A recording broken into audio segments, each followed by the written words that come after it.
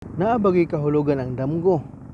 Naay nangutana ani kung naabagay kahulugan ang damgo. Dunay motuo, nasa dili motuo sa kahulugan sa damgo.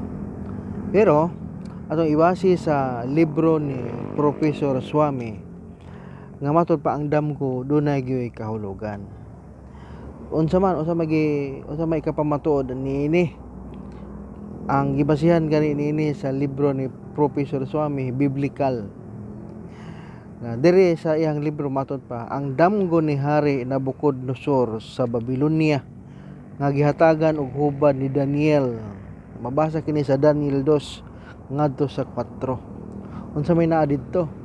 Ang damgo sa paraon sa Ehipto bahin sa 7 ka mga bakang tambok nga gilamoy sa 7 ka mga bakang daot ug 7 ka mga pusong tambok nga mais nga gilamoy sa mga laya nga mga puso sa mais nga gihubad ni Jose nga dunay moabot nga kaabunda sa pagkaon sa Ehipto sulod sa 7 ka katuigan og 7 usab ka katuigan nga gutom ang moabot sa gingharian sa paraon.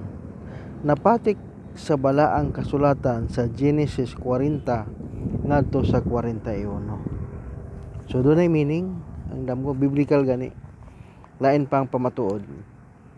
Ang mga damgo nga diretso ni San Jose gikan sa mga angheles aron ilikay sa labing madali ang batang si Jesus nga bag-ong gipakamugso ni Santa Maria aron malikay sa pagpamatay sa mga inosenteng mga bata gikan sa kasuguan ni Herodes. Mao ni mga damgo nga dunay mga kahulugan. Ug naay damgo nga naay kahulugan, naa say damgo nga walay kahulugan. Unsa man ang mga damgoha mao kini, ang mga damgo nga walay kahulugan mao kining mosunod. Ang kanunay nimong gihuna-huna unya damgohon kadayon ini katulog nimo. Wala kanay kahulugan.